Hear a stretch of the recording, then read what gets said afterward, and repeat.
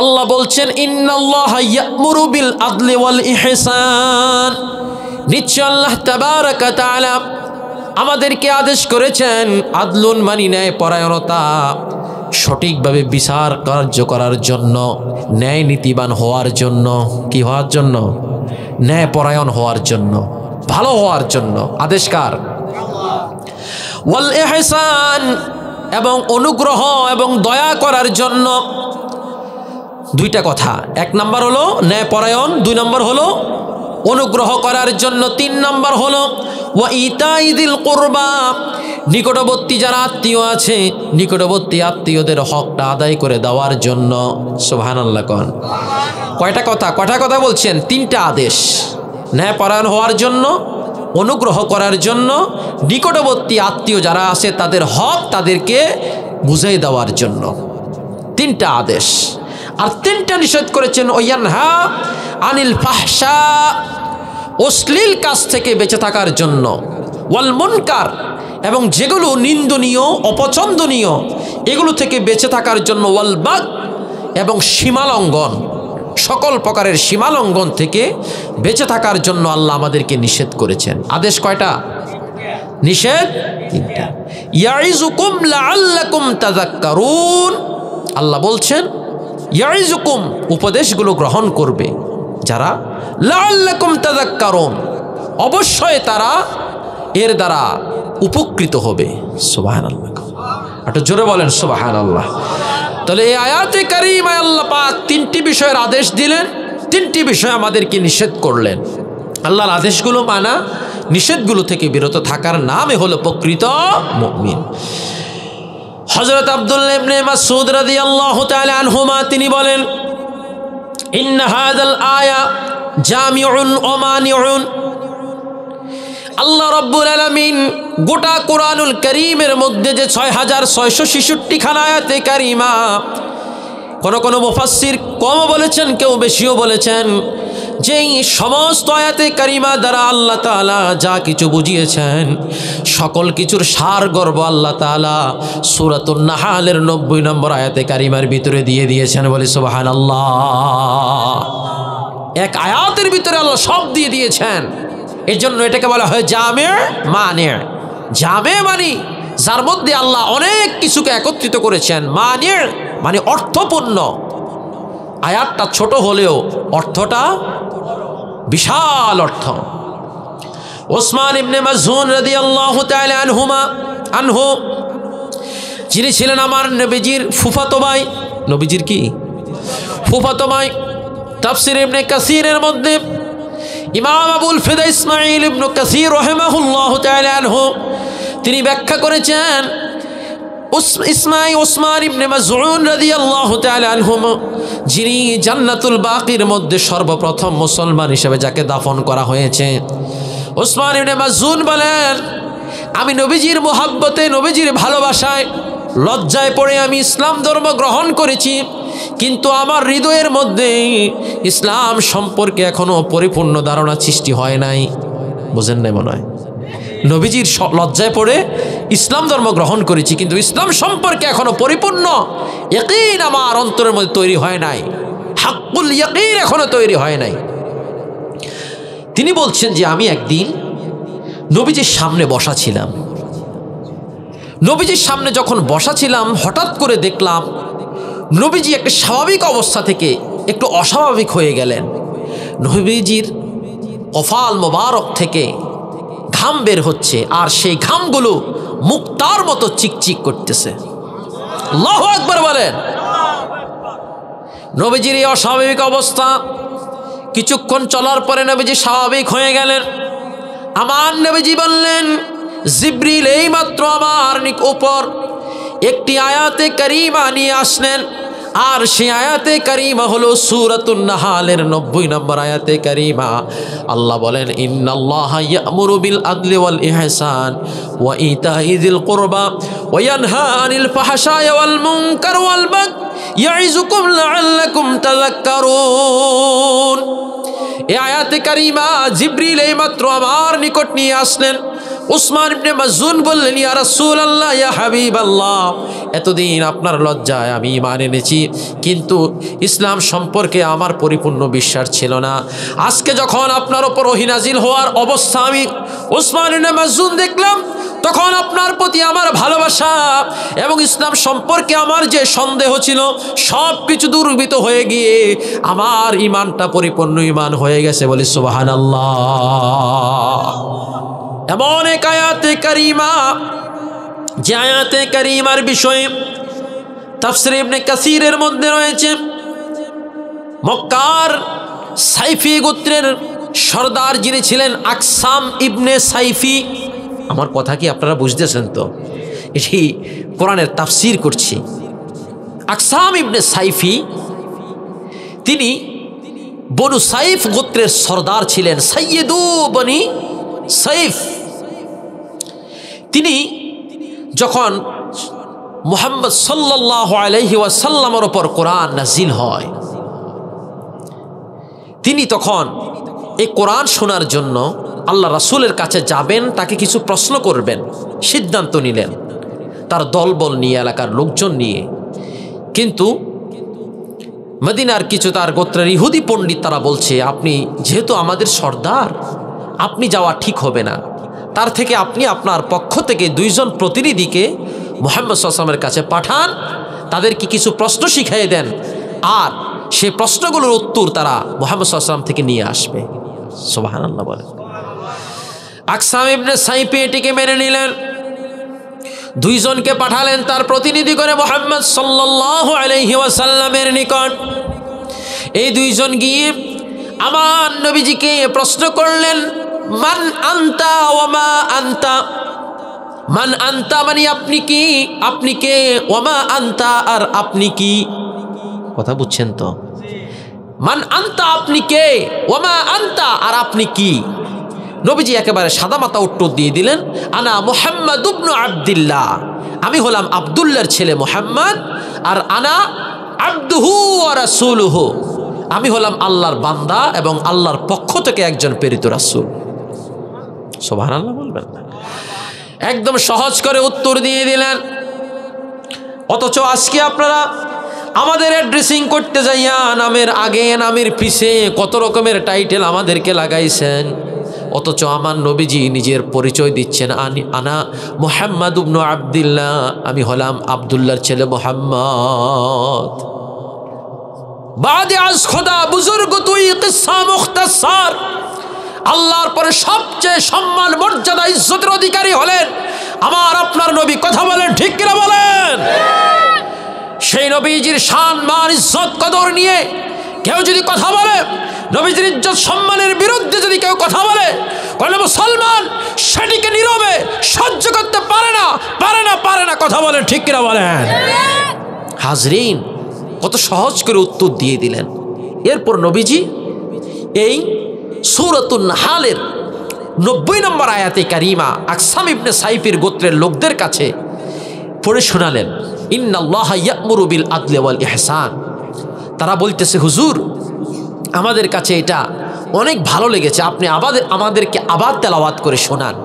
নবীজি আবার শোনালেন, বললেন যে আপনি আবার শোনান। এভাবে তারা বারবার নবীর কাছে শুনতে চাইল, আর তারা নবীর কাছ থেকে কোরআনের আয়াত শুনে এটিকে মুখস্থ করে নিল। সুবহানাল্লাহ বলবেন না? আর একটু জোরে বলেন সুবহানাল্লাহ। এবার যখন তারা কোরআনের আয়াত মুখস্থ করে তাদের গোত্রপতি আকসাম ইবনে সাইফির কাছে গেল, যাওয়ার পরে তিনি বললেন যে আল্লাহর নবীজি উত্তর দিলেন, তিনি হলেন মুহাম্মদ ইবনে আব্দুল্লাহ, আর তিনি পরিচয় দিলেন আবদুহু ওয়া রাসূলুহু, তিনি আল্লাহর বান্দা এবং আল্লাহর রাসূল, এবং তিনি আমাদেরকে কোরআনের আয়াতে কারিমা তেলাওয়াত করে শোনালেন। তখন আকসাম ইবনে সাইফি পণ্ডিত ছিলেন, জ্ঞানী ছিলেন, তিনি বুঝতে পারলেন যেই নবী যার উপর অবতীর্ণ কিতাবের মধ্যে ভালো কাজের আদেশ দেন, একজন মানুষকে ন্যায়পরায়ণ হতে আদেশ দেন, একজন মানুষকে ন্যায়পরায়ণ হওয়ার জন্য আদেশ দেয় আল্লাহ রাব্বুল আলামিন, একজন মানুষকে যে এহসান করার জন্য, দয়া করার জন্য এবং নিকটে আত্মীয়দেরকে তাদের হক দিয়ে দেওয়ার জন্য আদেশ করে। যে আল্লাহ মানুষদেরকে অশ্লীল, নিষিদ্ধ এবং সীমালঙ্ঘনের বিষয়ে নিষেধ করে, এই কাজগুলো তো অত্যন্ত ভালো কাজ। সুবহানাল্লাহ কন্যা। সুতরাং সেই নবীর কাছে যাওয়া দরকার, আর তার কাছ থেকে দীক্ষা নিয়ে তার ধর্মটা গ্রহণ করা দরকার। সুবহানাল্লাহ কন্যা। আকসাম ইবনে সাইফি আমার নবীজির কাছে এসে তার দলবল নিয়ে এসে আমার নবীজির হাতে হাত রেখে ইসলাম ধর্ম গ্রহণ করে মুসলমান হয়ে গেছে। বলি সুবহানাল্লাহ। এটি সেই আয়াত, যে আয়াতের বিষয়ে আল্লাহ নবীজির সবচেয়ে চিরদুশ্মন ওয়ালিদ ইবনুল মুগীরা, এরা নবীজিকে সবচেয়ে বেশি কষ্ট দিয়েছে। কথা বলেন ঠিক কিনা বলেন? আবু জাহাল, উতবা, শাইবা, ওয়ালিদ ইবনুল মুগীরা সহকারে উবাই ইবনে আব্দুল্লাহ ইবনে উবাই, এই সমস্ত দুষ্ট দুরাচাররা আমার নবীজিকে সবচেয়ে বেশি কষ্ট দিয়েছিল। কথা বলেন ঠিক কিনা বলেন? এই ওয়ালিদ ইবনুল মুগীরা, তিনি তার সামনে যখন আল্লাহ রাসূল সাল্লাল্লাহু আলাইহি ওয়াসাল্লাম ক্বারাআন নবী, প্রসিদ্ধ মুফাসসির ইকরামা রাহিমাহুল্লাহু তাআলা আনহু তিনি বলেন, ক্বারাআন নবী সাল্লাল্লাহু আলাইহি সাল্লাম, নবীজি তেলাওয়াত করলেন ওয়ালিদ ইবনুল মুগীরার সামনে এই আয়াতখানা, ইন্নাল্লাহা ইয়া'মুরু বিল আদলি ওয়াল ইহসান। সে কিন্তু মুসলমান না, সে ছিল কট্টর কাফের, নবীজির দুশমন ছিল। কিন্তু নবীর মুখ থেকে যখন এই আয়াতে কারিমা শুনলেন, তখন ওয়ালিদ ইবনুল মুগীরা বললেন, ইয়া ইবনে আখি আইদ, আপনি আমাকে এই আয়াতটা আবার তেলাওয়াত করে শোনান। জোরে বলেন না সুবহানাল্লাহ? আরো জোরে বলেন সুবহানাল্লাহ। আপনি আমাকে আবার তেলাওয়াত করে শোনান। ফাআদা আলাইহি, আমার নবীজি তাকে আবার এই আয়াতে কারিমা তেলাওয়াত করে শোনালেন। এবং শোনানোর পরে ওয়ালিদ ইবনুল মুগীরার মতো কাফের, কট্টর কাফের, সেই কাফের আমার নবীকে বলছেন, ওয়াল্লাহি, আল্লাহর শপথ করে বললাম, ইন্না লাহু লাহালাওয়া, আমি আল্লাহর শপথ করে বললাম আল্লাহর এই কোরআনটা অনেক মিষ্টি। আল্লাহু আকবার বলেন। এই কোরআন তেলাওয়াতটা তো অনেক মিষ্টি। ওয়া ইন্না আলাইহি লাতালাওয়া, এই কোরআনের মধ্যে অনেক রৌনক রয়েছে, অনেক সৌন্দর্য রয়েছে। বলছেন যে ওয়া ইন্না আসলাহু লামুরিকুন, যতই তেলাওয়াত শুনছি আমার মনে হচ্ছে তার গোড়া থেকে অনেক ঢালপালা এবং ডালপালা থেকে অনেক শাখা প্রশাখা বের হচ্ছে। বলে সুবহানাল্লাহ। ওয়া আলাহু লামুসমিরুন, এবং যার ঢালপালা থেকে এটার মধ্যে ফল বের হচ্ছে। বলে সুবহানাল্লাহ, সুবহানাল্লাহ। সে বলছে ওমা হুয়া বিকাউলি বাশার, এটা কোনো মানুষের কথা হতে পারে না, এটা মহাশক্তিমান রব্বুল আলামিনের কালাম। কথা বলেন ঠিক কিনা বলেন? কে বলতেছে? একটা কট্টর কাফের ওয়ালিদ ইবনুল মুগীরা বলতেছে যে কোরআনের আয়াত শুনে, একটা আয়াত শুনে তার কাছে এত ভালো লাগতেছে, সে কোরআনের আয়াত সম্পর্কে এই ধারণা সৃষ্টি করেছে। আর আমরা মুসলমান হয়ে আল্লাহর কোরআন তেলাওয়াত করি না। কথা বলেন ঠিক কিনা বলেন?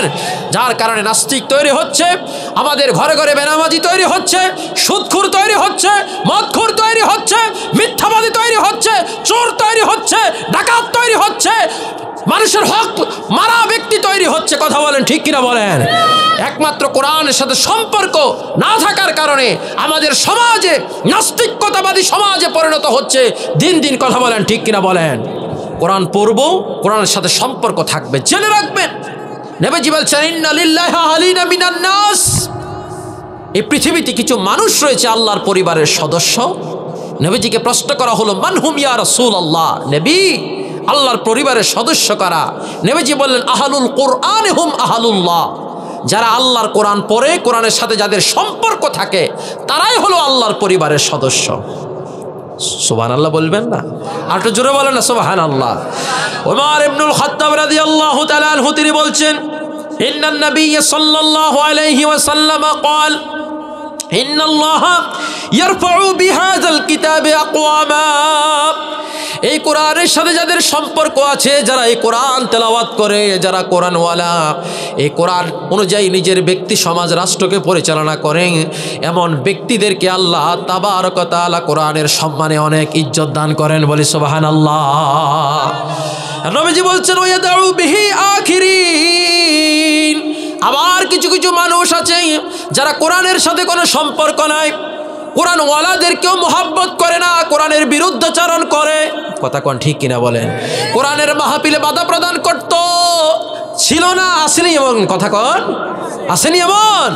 কোরআনের মাহফিল যাদের কাছে ভালো লাগে না, কোরআন ওয়ালাদেরকে ভালো লাগে না, কোরআনের মাহফিলের মধ্যে নিষেধাজ্ঞা জারি করত। আজ ওই সমস্ত ব্যক্তিরা ইঁদুরের গর্তের মধ্যে ডুবে গেছে। কথা কোন ঠিক কিনা বলেন? কোরআনের সাথে যারা দুশ্মনী রাখে, নবীজি বলছেন ওয়াদাউ বিহি আখারিন, যারা কোরআনের দুশ্মনী করে, এ কোরআন তাদেরকে বেইজ্জতি করে, একেবারে অপমানিত করে জমিনের সাথে মিশাইয়া দেয়। কথা বলেন ঠিক কিনা বলেন? এজন্য নবীজি আমাদেরকে বলছেন, জেনে রাখো, শুনে রাখো, মান জাআলাল কুরআন আমামাহ, যে কোরআনকে নিজের জীবনের সামনে রাখবে, কোরআন অনুযায়ী নিজের ব্যক্তি সমাজ রাষ্ট্রকে গঠন করবে, ওয়াদাহু ইলাল জান্নাহ, আল্লাহর কোরআন তাকে সম্মান দিয়ে দিয়ে আল্লাহর জান্নাতে নিয়ে যাবে।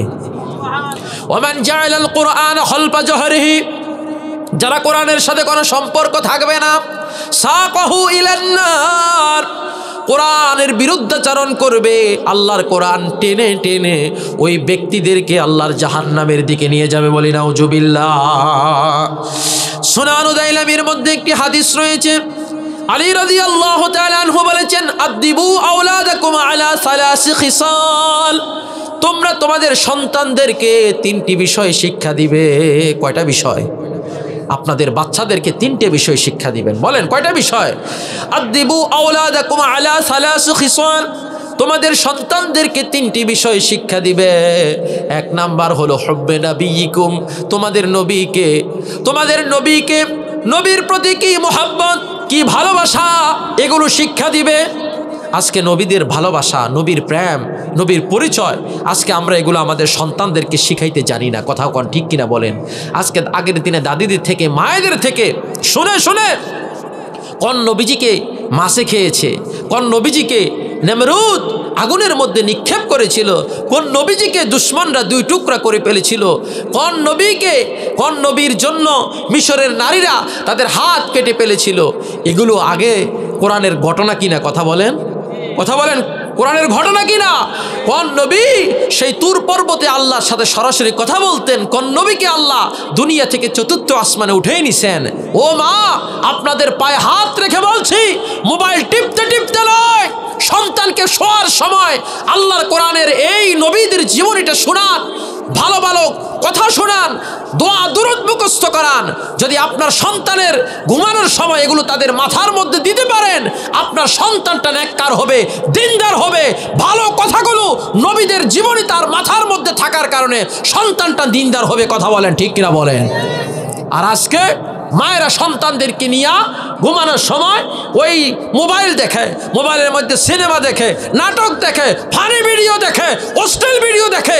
এগুলো দেখতে দেখতে নিজেরাও হচ্ছে লাঞ্ছিত, নিজেদের ঈমান আমল নষ্ট করছে, সন্তানের চরিত্রগুলো নষ্ট করছে। কথা বলেন ঠিক কিনা বলেন? এজন্য নবীজি বলছেন, কুল্লু মাউলুদিন ইউলাদু আলাল ফিতরাত, প্রত্যেকটা সন্তান ইসলামের উপর জন্মগ্রহণ করে, ফাআবাওয়াহু ইউহাউবিদানিহি আও ইউনাসরানিহি আও ইউমাজ্জিসানিহি, তার পিতামাতা তাকে ইহুদি বানায়, খ্রিস্টান বানায়, অগ্নি উপাসক বানায়। অথচ পিতামাতা যদি দিনদার হয়ে থাকে, মোবাইলের সাথে আমাদের সম্পর্ক নয়, আমাদের সম্পর্ক আল্লাহর কোরআনের সাথে। কথা বলেন ঠিক কিনা বলেন? এই কোরআন সকালবেলা ফজরের আগে উঠে যাবেন, উঠে আপনার সন্তানদেরকেও জাগাই দিবেন, ফজরের নামাজ পড়ে আল্লাহর কোরআনের তেলাওয়াত করতে বসে যাবেন, সন্তানদেরকেও পাশে বসায় রাখবেন। রাজি আছেন তো ইনশাআল্লাহ? রাতে শোয়ার সময় মোবাইল নয়, রাতে শোয়ার সময় দোয়া দুরূদ মুখস্থ করে শুইবেন, আয়াতুল কুরসি পড়ে শুইবেন, 4 কুল পড়ে শুইবেন, তারপর ঘুমের দোয়া পড়ে শুইবেন। তাহলে আপনার এটা ঘুম হবে না, এটা হবে ইবাদত। নবীজি বলছেন, আমার কোন উম্মত যদি রাতের বেলায় ঘুমানোর সময় আয়াতুল কুরসি তেলাওয়াত করে ঘুমায়, সে ঘুমাতে থাকে আর আল্লাহর ফেরেশতারা তাকে পাহারা দিতে থাকে আর তার গুনাহ মাপের জন্য আল্লাহর কাছে বলতে থাকে। জোরে কন্যা সুবহানাল্লাহ। তার এই ঘর পাহারা দেওয়ার জন্য দুনিয়ার কোনো পাহারাদার লাগবে না, সিকিউরিটি গার্ড লাগবে না। যে আয়াতুল কুরসি পড়ে ঘুমায়, তার এই ঘর পাহারা দেওয়ার দায়িত্ব সরাসরি আল্লাহর ফেরেশতাদের মধ্য দিয়ে আল্লাহ তাআলা পাহারাদারিত্বের কাজ করে থাকেন। কোনো চোর, ডাকাত, হিংসুক, নিন্দুক কেউ তার কোনো ক্ষতি করতে পারে না। কোরআনের সাথে সম্পর্ক রাখবেন তো ইনশাআল্লাহ। তাহলে নবীদের জীবনী সন্তানদেরকে মুখস্থ করাবেন। কোরআনুল কারীমের মধ্যে উলুল আজম পয়গাম্বার 25 জন নবী রাসূলের জীবনী আল্লাহ আলোচনা করেছেন, এগুলো সন্তানদেরকে মুখস্থ করাবেন। ও ভাই, এমনি এমনি তো হয় না। আপনার ছেলেকে এখন বললে, মেয়েকে বললে একটা না 10 জন নায়ক নায়িকার নাম বলে দিতে পারবে। কথা কোন? খেলোয়াড়দের নাম বলে দিতে পারবে। ওই মেসির মতো করে আপনার ছেলেদের কাটিং আপনারা দেন, চুলের কাটিং দেন, গেঞ্জি পরান নেইমারের মতো, কিন্তু একবার সন্তানকে এটা শিখান না। আমাদের জন্য একমাত্র আদর্শ হলেন আমার আপনার রাসূল, দু জাহানের বাদশা সাইয়্যিদুল মুরসালিন মুহাম্মদ সাল্লাল্লাহু আলাইহি ওয়াসাল্লাম। তিনি হলেন আমাদের মডেল, তিনি হলেন আমাদের আদর্শ। কথা বলেন ঠিক কিনা বলেন? কোনদিন চিন্তা করেছেন আমার নবীজি কেমন করে চুল কাটতেন? নবীজির সন্তানদের কেমন করে চুল রাখতেন, কেমন করে চুল কাটতেন, তাদেরকে কেমন করে দিন শরীয়ত শিক্ষা দিয়েছেন, কেমন করে সমাজের মধ্যে তাদের চলাফেরা করত, একবারের জন্য আমরা কি এই চিন্তা করিনি? কথা বলে না, চিন্তা করিনি। তাহলে আদর্শ শিখাচ্ছি বেদিনদের, আদর্শ শিখাচ্ছি পশ্চিমা সভ্যতার, আদর্শ শিখাচ্ছি শয়তানের। তাহলে কেমন করে আমার সন্তানটা নেককার হবে, দিনদার হবে? কথা বলেন ঠিক কিনা বলেন? বিখ্যাত কবি আবুল আতাহিয়া তার কবিতার ভাষায় বলেছেন, তারজুন নাজাতা ওয়ালাম তাসলুক মাসালিকাহা ইন্নাস সাফিরাতা লা তাজরি আলাল ইয়াবাস। তারজুন নাজাতা, তুমি নাজাত চাইতেছো, আল্লাহর কাছে জান্নাত চাইতেছো, ওয়ালাম তাসলুক মাসালিকাহা, যার অথচ আল্লাহর পথে তুমি চলছো না, দ্বীনের কাজ করছো না, আল্লাহর হুকুম হাকাম মানছো না। জেনে রাখো, শুনে রাখো, ইন্নাস সাফিনাতা লা তাজরি আলাল ইয়াবাস, নিশ্চয় নৌকা কখনো শুকনা পথের উপর দিয়ে চলতে পারে না। কথা কন ঠিক কিনা? শুকনা পথের উপর দিয়ে নৌকা চলেনি। আর কথা কন না, চলেনি। যারা শুকনা পথের উপর দিয়ে নৌকা চালাইতে গেছে, একদিন নৌকা ভাঙি তারাও শেষ। কথা কন ঠিক কিনা বলে? হাজিরিন, সুতরাং কেউ যদি একটা মান্দার গাছ লাগায়, মান্দার গাছের আপনারা কি কন? মান্দার গাছ কন, এটা বেড়ার কাজে লাগে। কথা কন ঠিক কিনা বলেন? মান্দার গাছের মধ্যে কোনোদিন আম ধরেনি। কথা কন, এটাতে জাম ধরে, আঙ্গুর ধরবে? হ্যাঁ, কবি বলছেন ইন্নাকা লা তাজনি মিনাশ শাওকিল ইনাব, নিশ্চয় তুমি কাঁটাযুক্ত গাছ লাগানোর পরে এই কাঁটাযুক্ত গাছ থেকে আঙ্গুর ফল আশা করতে পারো না। তোমার সন্তানকে তুমি দিন শিক্ষা দিচ্ছ না, শরীয়ত শিক্ষা দিচ্ছ না, আদব শিক্ষা দিচ্ছ না, নামাজ শিক্ষা দিচ্ছ না, কোরআন শিক্ষা দিচ্ছ না, তাহলে কেমন করে যখন তুমি বুড়া হয়ে যাবে, তোমার পিতামাতার হক কি এটা শিখাইতেছ না, যখন তুমি বুড়া হয়ে যাবে, বার্ধক্যকালে তুমি অক্ষম হয়ে যাবে, কর্মক্ষম হয়ে যাবে, যে সময় ওই সন্তানের স্নেহ, ওই সন্তানের দয়া মায়া, তার রুজির উপর তুমি নির্ভর হয়ে যাবে, অথচ তোমার সন্তানকে সেই দিনদারিত্ব শিখাও নাই, পিতামাতার কি হক এটা শিখাও নাই, তখন তার কাছে তুমি এমন কিছু আশা করিবা, ওয়ারজুল খায়রা মিম্মা লা খায়রা ফি, অথচ তার মধ্যে কোনো কল্যাণ নাই। তার কাছে টাকা চাইলে তোমার গায়ের উপর হাত তোলে, এমন সন্তান আছে না নাই? কথা কোন আছে না নাই? গত 2-3 দিন আগের ঘটনা, মুন্সিরহাট এলাকায় জায়গা জমিন নিয়া 2 ভাই তাদের বাপের গায়ের উপর হাত তুলেছে। নাউজুবিল্লাহি মিন যালিক, আস্তাগফিরুল্লাহল আযীম। এগুলো শুধুমাত্র সন্তানদেরকে দিন শিখানোর কারণে এমন অবস্থা হয়ে যাচ্ছে। কথা বলেন ঠিক কিনা বলেন? এই জন্য আমার নবীজি বলছেন, আদিবু আওলাদাকুম আলা সালাসি খিসাল, সন্তানদেরকে 3টে জিনিস শিক্ষা দিবা। 1 নাম্বার হুব্বে নবিয়্যিকুম, নবীর প্রতি প্রেম ভালোবাসা শিখাইবা। 2 নাম্বার ও হুব্বে আহলে বাইতিহি, নবীর পরিবার পরিজন কেমন ছিলেন তাদেরকে আহলে বাইতদের প্রতি মোহাব্বত শিখাইবা।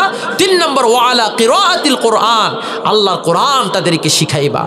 নবীজি বলছেন 3টে শিক্ষা যাদেরকে শিক্ষা দিবে, ফাইন্না হামালাতাল কোরআন ফি জিল্লিল্লাহি ইয়াওমা লা জিল্লা ইল্লা জিল্লুহু, আল্লাহু আকবার বলেন। কেননা যারা আল্লাহর কোরআনকে ধারণ বাহন করবে, যারা আল্লাহর কোরআনের ধারক হবে, আল্লাহর কোরআনের বাহক হবে, কাল কিয়ামতের ময়দানে হাসরের মাঠে আল্লাহর আরশের ছায়া ছাড়া কোনো ছায়া থাকবে না। নবীজি আমার বলেন, যারা আল্লাহর কোরআনের ধারক বাহক হবে তাদেরকে আল্লাহ তাবারক ওয়া তাআলা সেই আরশের ছায়ার নিচে ছায়া দান করবেন। আল্লাহু আকবার বলেন। শুধু তাই নয়, মা আম্বিয়াইহি ওয়া আসফিয়াইহি, আর এই সমস্ত ব্যক্তি যারা কোরআনের দ্বারক বাহক হবে তাদেরকে আল্লাহ পাক নবীদের সাথে এবং নেককার বান্দাদের সাথে হাসরের ময়দানে সম্মানের সাথে রাখবেন, বলি সুবহানাল্লাহ। তারিখ দিমাশকের মধ্যে ইবনে আসাকির বর্ণনা করেন, সাইয়্যিদনা হযরত আবু বকর সিদ্দিক রাদিয়াল্লাহু তাআলা আনহুর জামানায় হযরত আবু বকর সিদ্দিক রাদিয়াল্লাহু তাআলা আনহু সাইয়্যিদনা হযরত ওমর ইবনুল খাত্তাব রাদিয়াল্লাহু তাআলা আনহুকে একটি এলাকার গভর্নর হিসেবে তিনি নিয়োজিত করলেন। ওমর রাদিয়াল্লাহু তাআলা আনহু 1 বছর গভর্নরের দায়িত্ব পালন করলেন। কয় বছর? 1 বছর দায়িত্ব পালন করলেন। ফামাকাসা ওমর রাদিয়াল্লাহু তাআলা আনহু সানাতান কামিলা, 1 বছর পরিপূর্ণ 1 বছর দায়িত্ব পালন করলেন।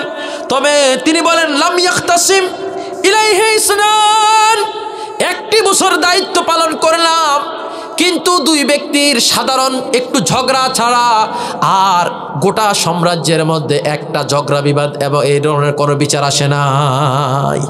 আল্লাহু আকবার, আল্লাহু আকবার বলেন। 1 বছর দায়িত্ব পালন করে চলে আসলেন আবু বকরের কাছে। আবু বকর জিজ্ঞেস করো, ওমর তুমি চলে আসলে কেন? বলে, আমি এখানে দায়িত্ব পালন করার দরকার নাই। বলে, কেন? 1 বছর দায়িত্ব পালন করেছি, লাম ইয়াক্তাসিম, আমি দেখি নাই কখনো ঝগড়া বিবাদ হতে। ইলাইহি ইসনান, 2 জন ব্যক্তির মধ্যে শুধু ঝগড়া হয়েছে, তাও সামান্য একটা বিষয় নিয়ে আমি মীমাংসা করে দিয়েছি, তাদের মধ্যে ওই এলাকায় কোনো ঝগড়া নাই, বিবাদ নাই। আল্লাহু আকবার বলেন। ওইখানে থেকে থেকে একজন গভর্নরের দায়িত্ব পালন করা আমি ভালো মনে করতেছি না, এমনিতেই সুন্দর চলছে। তিনি বলছেন, মা হাজাতা বি ইনদা কওমি মুমিনিন ইয়া খলিফাতা রাসূলিল্লাহ সাল্লাল্লাহু আলাইহি সাল্লাম, ও মুসলমানদের খলিফা আবু বকর, ওইখানে থাকা আমি ওমরের কোনো দরকার নাই। আল্লাহু আকবার বলেন। হযরত আবু বকর জিজ্ঞেস করলেন, ওমর তুমি কি জানো কেন ওই এলাকার মানুষগুলো এত নেককার হয়ে গেছে, দিনদার হয়ে গেছে? তুমি কি জানো? ওমর রাদিয়াল্লাহু তাআলা আনহু তিনি বলেন, আমি সেখানে যাওয়ার পর 1 বছর থাকার পর আমি বুঝতে পারলাম 5টি বিষয় ওই লোকদের মধ্যে বিদ্যমান থাকার কারণে আমি তাদের মধ্যে কোনো ঝগড়া বিবাদ, মারামারি, কাটাকাটি, ধন সম্পদের লিপ্সা কোনো কিছুই দেখতে পাই নাই। লোকগুলো এত নীতিবান, আদর্শবান, নেককার হয়ে গেছে, আমি 5টি কারণ দেখেছি। বলে, কি কি দেখেছ? তিনি বললেন, 1 নাম্বার দীনুহুমুন নাসিহা। আল্লাহু আকবার বলেন। যে তাদের দিনগুলো ছিল একে অন্যের জন্য কল্যাণ কামনা করত, ভালো কামনা করত। আল্লাহু আকবার বলেন।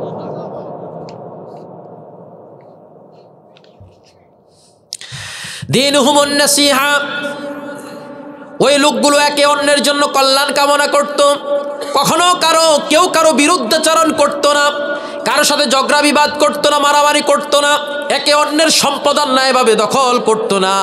অথচ আপনাদের থানা কি 14 গ্রাম না, সদর দক্ষিণে মামলা আছে না নাই? কম না বেশি? আপনাদের এই নির্ভয়পুরের কোনো মামলা আসেনি? কথা কোন আছে না নাই?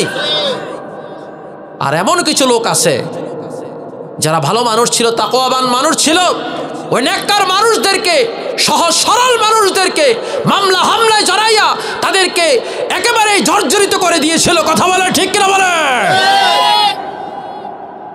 অসংখ্য অগণিত মামলা। ওমর বলেন, 1 বছর আমি দায়িত্ব পালন করেছি, সেখানে কোনো মামলা দেখতে পাই নাই। বলে, কি কারণে? আদ-দীনুহুমুন নাসিহা, একটি কারণে, যে তারা একে অন্যের কল্যাণ কামনা করত, কখনো কারো খারাপ কিছু চাইতো না। সুবহানাল্লাহ কোন।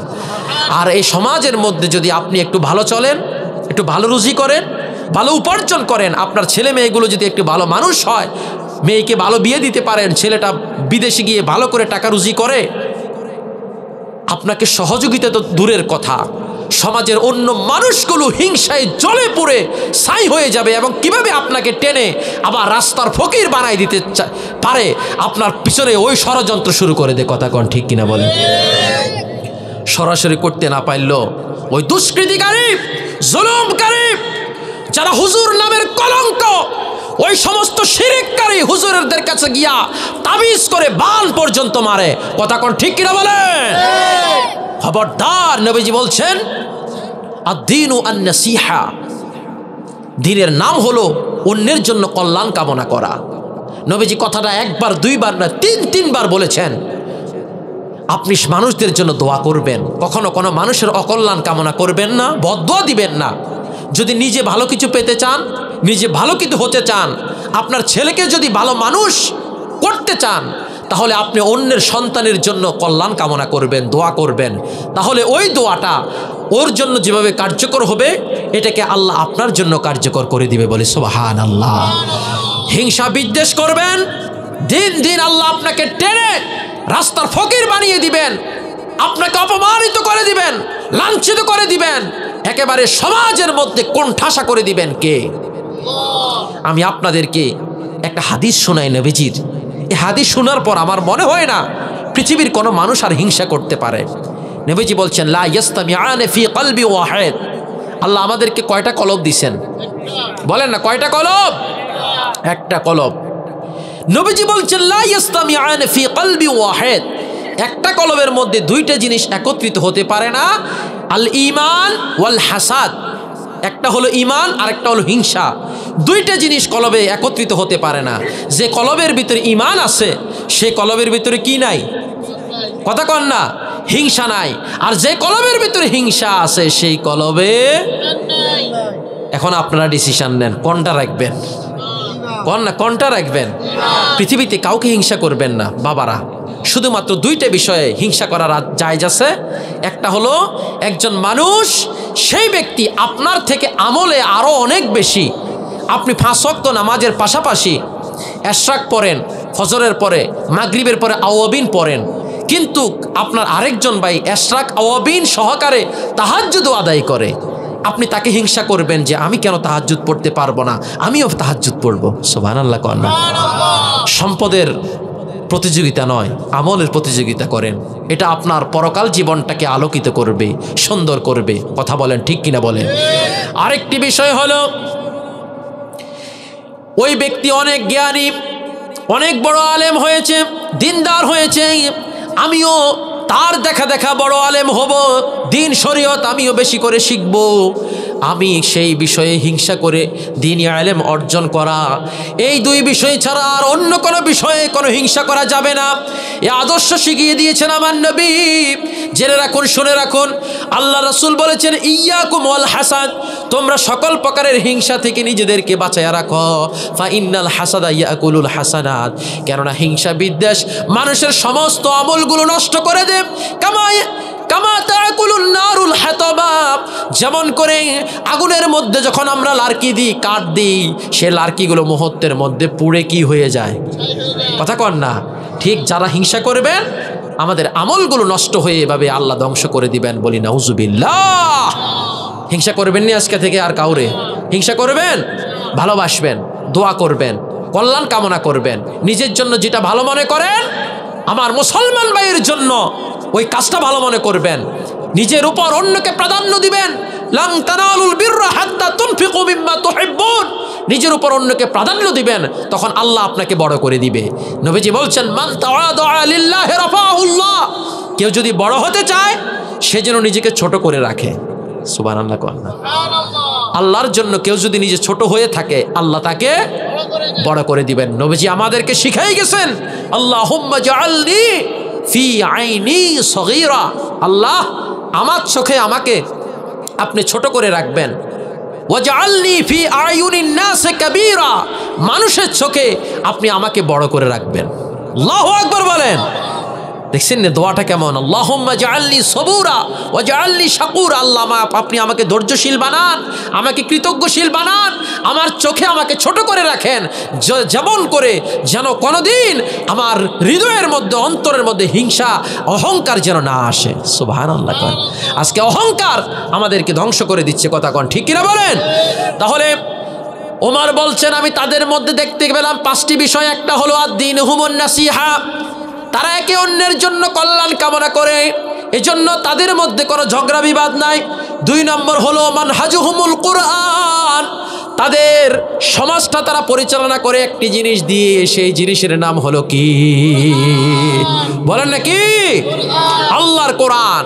এই কোরআন দিয়ে যদি আমাদের দেশটা চলতো, এই কোরআন দিয়ে যদি আমাদের এই রাষ্ট্রটা চলতো, আমাদের এই রাষ্ট্রটা একটা স্বর্ণের রাষ্ট্র হয়ে যেত, একটা সোনার রাষ্ট্র হয়ে যেত, আসমান থেকে অবারিত রহমত বরকত নাজিল হতো, জমিন থেকে অগণিত শস্য উৎপাদন হতো, আল্লাহ জমিনের মধ্যে খনিজ সম্পদে ভরপুর করে দিতেন, একটা মানুষও গরিব থাকতো না, দরিদ্র থাকতো না, কারো অভাব থাকতো না, কারো ঋণ থাকতো না। আল্লাহ পাক এই রাষ্ট্রটাকে নিয়ামত দিয়ে, রহমত দিয়ে, বরকত দিয়ে পরিপূর্ণ করে রাখতেন। আল্লাহু আকবার বলেন। আল্লাহ বলেছেন, ওয়ালাউ আন্না আহলাল কুরা আমানু ওয়াত্তাকাউ লাফাতাহনা আলাইহিম বারাকাতিম মিনাস সামাই ওয়াল আরদ। যদি জনপদের অধিবাসীরা ঈমান আনত এবং আল্লাহকে ভয় করত, আল্লাহ বলেন লাফাতাহনা, লামে তাকিদ, অবশ্যই আল্লাহ আসমান জমিনের সকল বরকতের দরজাগুলো খুলে দিতেন। আর যখন আসমান জমিনের বরকতের দরজাগুলো আল্লাহ কারো জন্য খুলে দেন, ওই এলাকায় কোনো অভাব অনটন থাকে না। বলি সুবহানাল্লাহ। আজকে আমরা দেখি এই দেশ থেকে হাজার হাজার কোটি টাকা কোরআন যাদের সংবিধান, কোরআনের সাথে সম্পর্ক যাদের, কোরআনওয়ালা যারা, ওই সমাজটাকে আল্লাহ সোনার সমাজ বানিয়ে দেয়। বলি সুবহানাল্লাহ।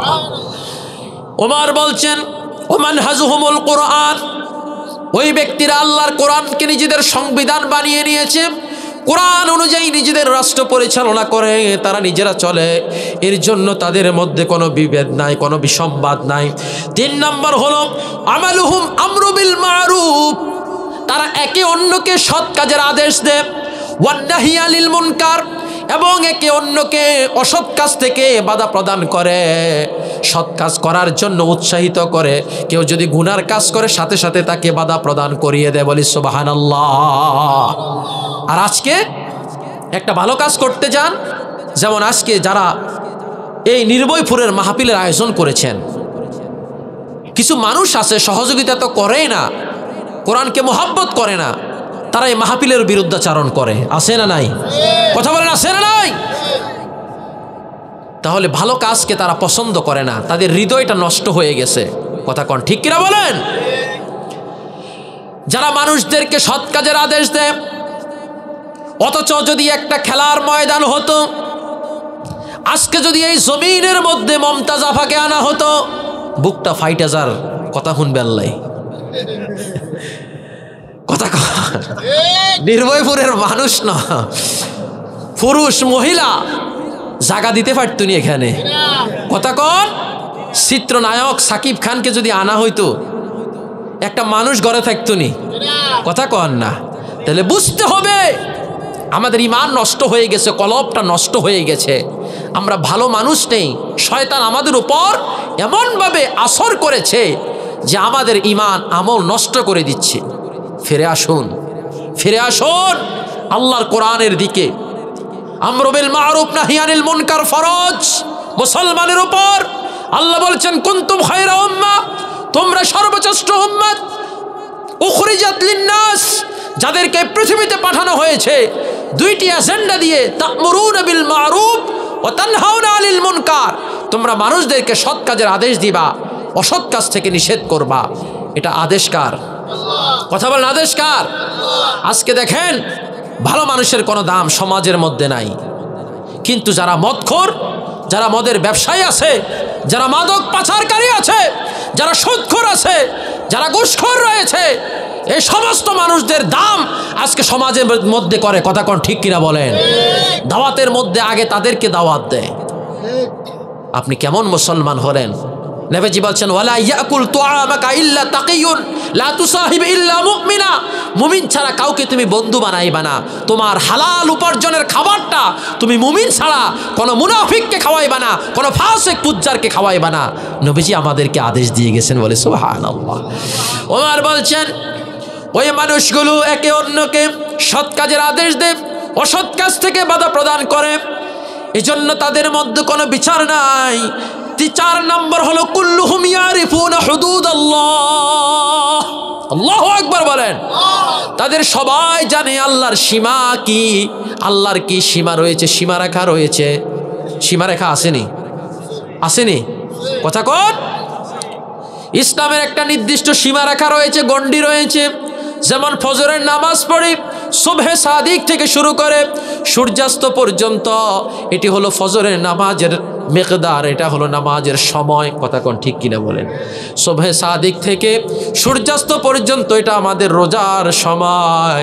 ইসলামের প্রত্যেকটা বিষয়ের এমন একটা নির্দিষ্ট সীমারেখা আছে। কারো কোনো মহিলা যদি ঘরের মধ্যে যদি তার মালিকানায় 7.5 ভরি স্বর্ণ থাকে, আর 1 বছর পরিপূর্ণ হয়, হাওলানিল হাওল হয়, তার উপর সেই সম্পদের শতকরা 2.5 টাকা হারে জাকাত দেওয়া তার উপর ফরজ। একটা সীমা আসেনি? কথা কোন আসেনি? আছে। ঠিক অনুরূপভাবে ইসলামের প্রত্যেকটা বিষয়ের একটা সীমারেখা আছে। ওমর বলেন, আবু বকর আপনি আমাকে এমন একটা রাষ্ট্রের গভর্নর করে পাঠালেন, ওই এলাকার সমস্ত মানুষগুলো আল্লাহর সীমারেখা সম্পর্কে জানে। আল্লাহু আকবার বলেন। আল্লাহ বলেন, তিলকা হুদুদুল্লাহি ফালা তাকরাবুহা, তোমরা আল্লাহর সীমারেখার কখনো বিরুদ্ধাচরণ করবে না, আল্লাহর সীমারেখা অতিক্রম করবে না, বরং সীমারেখার নিকটেও যাবে না, আল্লাহর সীমার মধ্যখানে তোমরা থাকবে। বলি সুবহানাল্লাহ। এই জন্য তাদের মধ্যে কোনো বিবাদ নাই। 5 নাম্বার, ওয়াইদা মারিদা আদাহু, ওয়াইদা মারিদা আদুহু, তাদের মধ্যে কেউ যখন অসুস্থ হয়ে যায় আর এলাকার মানুষগুলো বসে থাকে না, তাদের সেই প্রতিবেশীকে সুস্থতার জন্য দৌড়িয়ে যায়, তার সেবা সুস্থতার করার জন্য। কারো টাকা থাকলে টাকা দেয়, কারো শ্রম থাকলে শ্রম দিয়ে তাকে ডাক্তারের কাছে নিয়ে যায়, তার জন্য ওষুধ কিনে নিয়ে দিয়ে আসে। সুবহানাল্লাহ। একটা সময় আজকে আমাদের সমাজের মধ্যে বহু মানুষ অসুস্থ হয়ে পড়ে আছে, ওষুধ কেনার মতো ক্ষমতা নাই, একটা ডাক্তারের কাছে যাওয়ার মতো অবস্থা নাই। কত লোক এরকম আসে না, গরিব মানুষ? অথচ গ্রামের কত বড় বড় লোক রয়েছে যারা ডেলি তাদের সংসারে 4-5 হাজার টাকা খরচ করে, কিন্তু প্রতিবেশী এই অবস্থায় আছে, তাদের হৃদয়ের মধ্যে একটু মায়া নাই, এহসাস নাই। কথা কোন ঠিক কিনা বলে? আগের দিনে কেউ যদি এভাবে অসুস্থ হতো, অসুস্থতার খবর শুনলে বৃদ্ধ মানুষগুলো লাঠির উপরে ভর করে করে একটু কলা হলেও বাজার থেকে নিয়ে তাকে দেখতে যাইতো। কথা কোন ঠিক কিনা বলেন? গুনাহগুলো মাপ চেয়ে আসতো, ভাই তোমার সাথে চলতে গিয়ে আমার কত অন্যায় হয়েছে, অপরাধ হয়েছে, আল্লাহর ওয়াস্তে আমাকে মাফ করে দিও, আমিও তোমাকে মাফ করে দিলাম। আজকে এগুলো নাই, আজকে এগুলো নাই। আল্লাহ বলেছেন, হাত্তা যুরতুমুল মাকাবির আলহাকুমুত তাকাসুর, মুত্তাকাসুর, সম্পদের প্রাচুর্য, লোভ, লালসা আমাদেরকে এত মোহাচ্ছন্নিত করে ফেলেছে, এত দুর্দশাগ্রস্ত করে ফেলেছে, কবরের কাছে আসার সময় হয়ে গেছে, মৃত্যুর সময় হয়ে গেছে, আমাদের একটু হৃদয়ের মধ্যে এহসাস নাই। কথা কোন ঠিক কিনা বলে? তাহলে ওমর বলছেন, ওয়াইদা মারিদা আদুহু, তাদের মধ্যে কেউ অসুস্থ হলে, তাদের মধ্যে কেউ অসুস্থ হলে তারা ঘরে বসে থাকতো না, মুহূর্তের মধ্যে তাদের সেই সেবা শুশ্রূষার করার জন্য তারা চলে যেত। সুবহানাল্লাহ। এজন্য তাদের আর ওই এলাকায় থাকার আমার দরকার নাই। বলি সুবহানাল্লাহ। অভিশাপ তোমার উপর, লানত তোমার উপর। কেমন পিতা হয়েছো তুমি? তোমার জন্ম দেওয়া ছেলেদের উপর তুমি সম্পদ দিয়ে দিলে, মেয়েদেরকে বঞ্চিত করলে, এর দ্বারা তুমি তোমার আখেরাতকে নষ্ট করছো, জান্নাতকে নষ্ট করছো, জাহান্নামে যাওয়ার পথটাকে সুগম করেছো। নাউজুবিল্লাহ বলেন। আল্লাহ বলেছেন, আ'দিলু হুয়া আকরাবু লিত-তাকওয়া, তোমরা ন্যায়পরায়ণ হও, আর যদি তাকওয়া অর্জন করতে চাও নিজেরা ন্যায়পরায়ণ হয়ে যাও। সুবহানাল্লাহ। কন্যা জেনে রাখো, শুনে রাখো, নবীজি বলেন, এই পৃথিবীতে কত আজকে আমরা দেখি, কেউ যদি বিচারকের কাছে গিয়ে 10টা টাকা, 1000 টাকার একটা নোট কিংবা 10,000 টাকার একটা বান্ডেল যদি প্যাকেটের মধ্যে ঢুকাইয়া দেয়, বিচারটা একদিকে চলে যায়। কথা কন না? আবার যদি 80, যদি এটার উপরে যদি আবার 15,000 টাকা আবার ঢুকাই দেয়, বিচার তখন অন্যদিকে চলে যায়। আছে না নাই? এরকম অন্যায় বিচার এদেশে হয়েছে কিনা? আদালতগুলো পর্যন্ত নষ্ট হয়ে গিয়েছিল। দেশের সর্বোচ্চ বিচারক, হাইকোর্ট, সুপ্রিম কোর্টের বিচারক পর্যন্ত অন্যায়ভাবে তা এক পক্ষপাতিত্ব করে বিচার করেছে। কথা কোন ঠিক কিনা বলেন? এমন এক দেশে আমরা এখনো বসবাস করি, সেই ইংরেজদের তৈরি করা এখনো বিচার ব্যবস্থা এখনো আমাদের দেশে বিদ্যমান আছে। নাউজুবিল্লাহ। কোন হাজরিন, গ্রামের সমাজের যারা বিচার করেন ন্যায়পরায়ণতার ভিত্তিতে বিচার করবেন। কেন করবেন? এই দুনিয়ায় আসল ঠিকানা আমাদের নয়, একদিন আমাদের মরা লাগবে। যদি অন্যায় বিচার করি আল্লাহর কাছে জবাবদিহি করা লাগবে কিনা? কথা বলেন। নবীজি বলছেন ইন্নাল মুকসিতিনা ইনদাল্লাহি আলা মানাবিরা বিন নূরিন আন ইয়ামিনির রহমান। এই পৃথিবীতে যারা ন্যায় বিচার করে আল্লাহ পাক কাল কিয়ামতের ময়দানে, আল্লাহ রাব্বুল আলামিন হাসরের ময়দানে মাকামে মাহমুদের মধ্যে বসে বিচার ফয়সালা করবেন। আল্লাহর ডান পাশে কিছু নূরের মিম্বর আল্লাহ দিয়ে রাখবেন। ওই নূরের মিম্বরগুলোর মধ্যে দুনিয়াতে যারা ন্যায় বিচার করত তাদেরকে আল্লাহ তাআলা বসায়া রাখবেন আল্লাহর ডান পাশে। এখানে বসে বসে তারা আল্লাহর বিচার দেখবে, হাসরবাসীর বিচার দেখবে, আল্লাহ কেমন করে বিচার করতেছেন। সুবহানাল্লাহ কন, আল্লাহু আকবার। তাহলে আমরা দুনিয়ার এই সমস্ত লোভ লালসা দরকার আসেনি? কথা কোন দরকার আছে? এগুলোর আমরা দরকার নাই।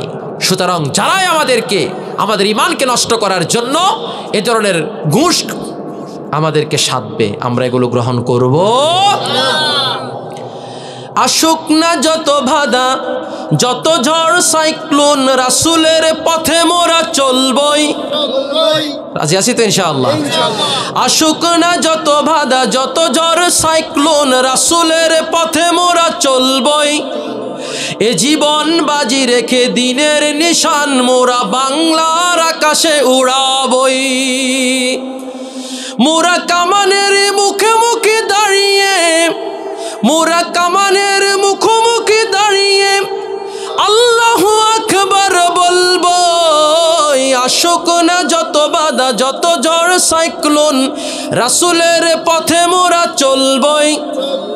এ জীবন বাজি রেখে দিনের নিশান মোরা বাংলার আকাশে উড়াবো।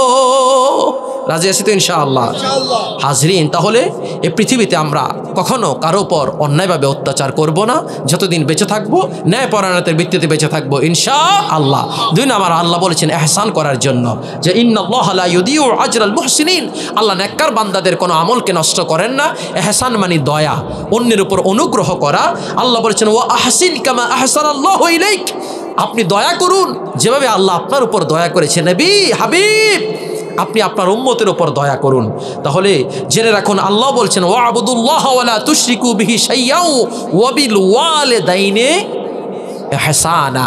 দয়া করবেন, একে অন্যের উপর দয়া করবেন, মায়া করবেন। রাজি আছি তো ইনশাআল্লাহ? দয়া মায়া মোহাব্বত এটা বাড়াবেন, তাহলে আমাদের মধ্যে দূরত্ব কমে যাবে, ভালোবাসা বৃদ্ধি পাবে।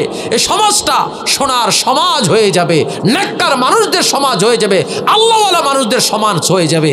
এই সমাজটা তখন দেখবেন ফজরের নামাজের পরে একজন মুসল্লি গোটা গ্রামের সমস্ত মুর্দেগানদের জন্য, সমস্ত জীবিত মানুষের জন্য দোয়া করবে। বলি সুবহানাল্লাহ, সুবহানাল্লাহ।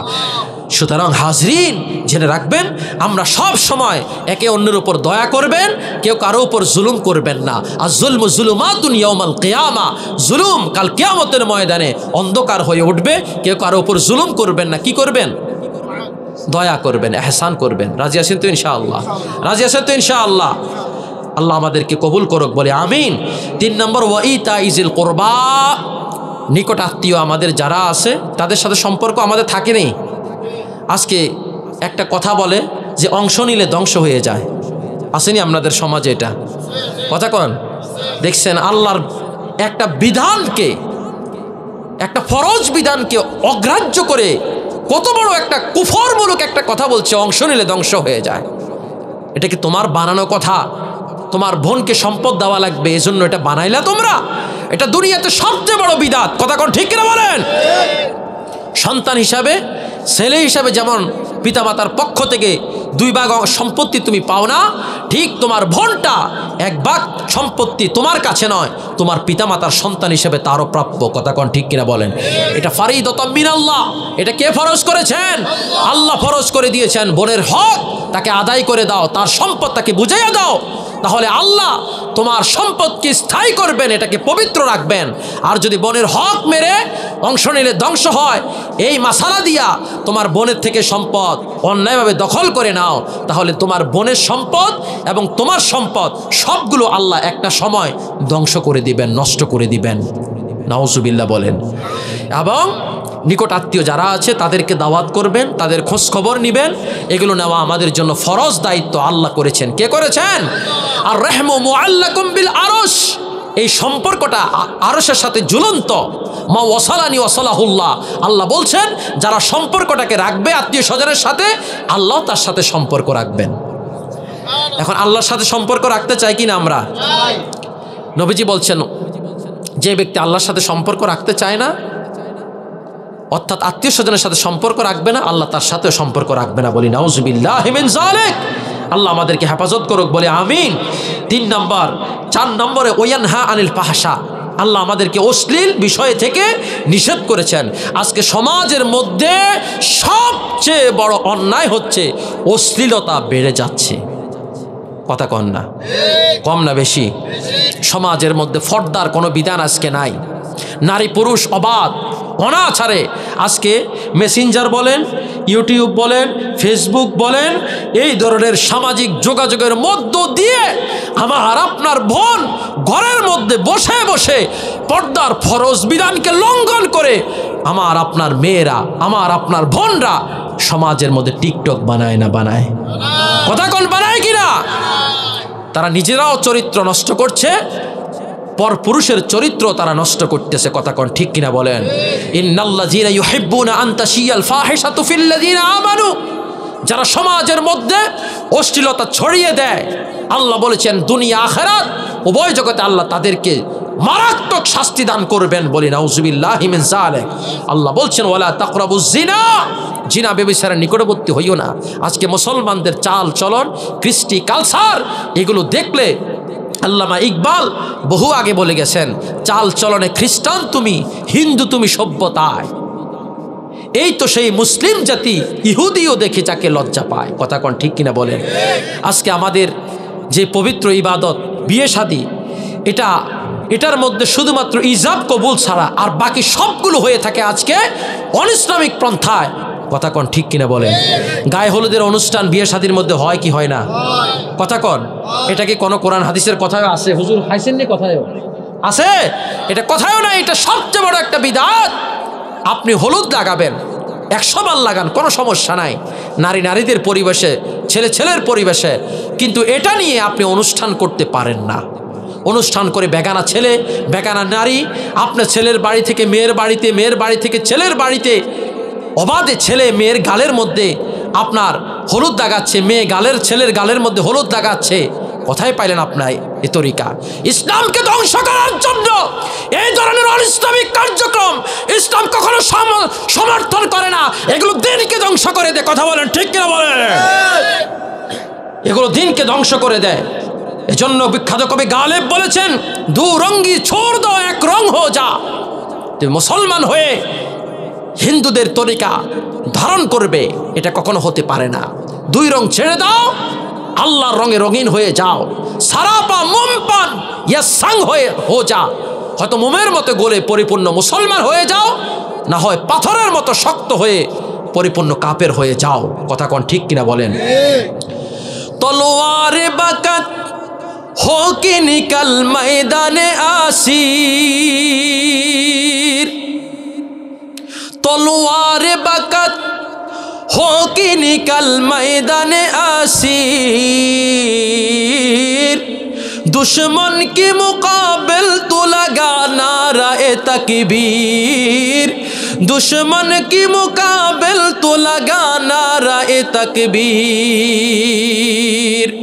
तुम मर्द मुसलमान हो, तू मर्द मुसलमान, तू मर्द मुसलमान हो, तू मर्द मुसलमान।